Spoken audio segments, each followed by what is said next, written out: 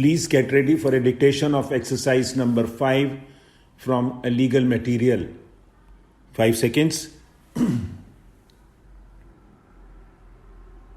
Start.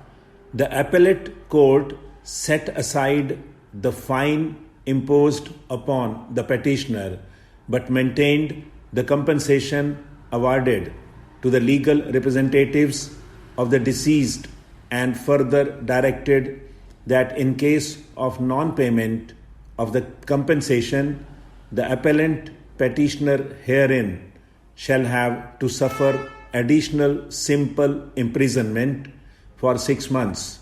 The relevant facts leading to the prosecution and trial of the petitioner accused have been noticed by the learned trial court in para 2 of the judgment, and the same is reproduced below. On 22nd October 1997, deceased had boarded Blue Line bus which was being driven by the accused Jitender Kumar.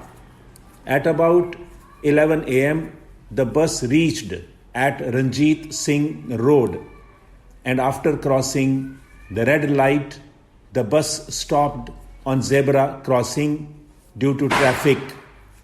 Shaukat Ali started getting down from the bus from the front gate, and before he could completely alight from the bus, the accused moved his bus all of a sudden, and the said person fell down on the road from the bus, and the left rear wheel of the bus rolled over him.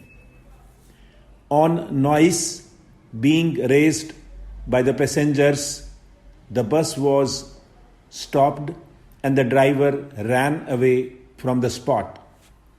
The injured was removed to the hospital. On the complaint of Chandar Pal Singh, who was on duty as ASI in traffic police, FIR was registered and accused was arrested. The accused was arrested next day after being produced by the owner of the bus.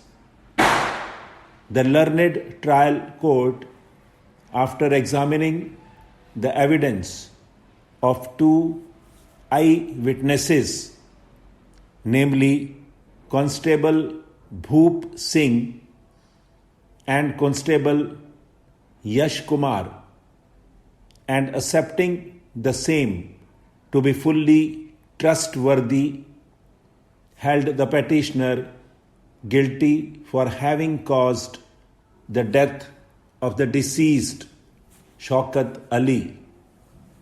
In the appeal filed by the petitioner, the appellate court, after reappraisal of the prosecution evidence, also accepted the evidence of these 2 eyewitnesses to be reliable, and after rejecting the grounds of challenge put forth on behalf of the appellant, affirmed the conviction of the petitioner, but order for payment of fine by the petitioner for his conviction under section 279 IPC was set aside since compensation had been awarded. On behalf of the petitioner, learned senior counsel has submitted that the case really being one of no evidence regarding rash and negligent driving of the bus by the petitioner, this court would be justified in exercising the revisional jurisdiction and interfering with the decisions of the courts below. He also submitted that merely on the basis of the evidence of the so-called two eyewitnesses, it does not stand established that the accused was driving the bus involved in the accident, much less in a rash and negligent manner.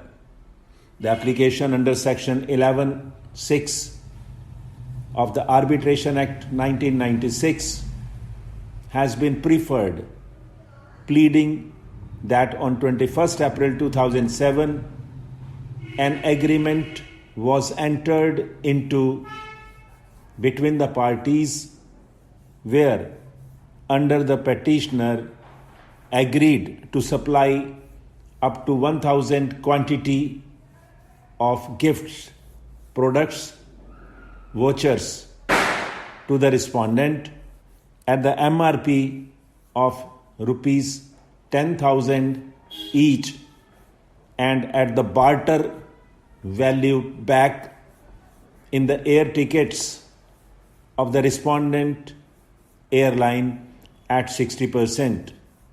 A copy of the said agreement, which contains an arbitration clause, is filed along with the petition.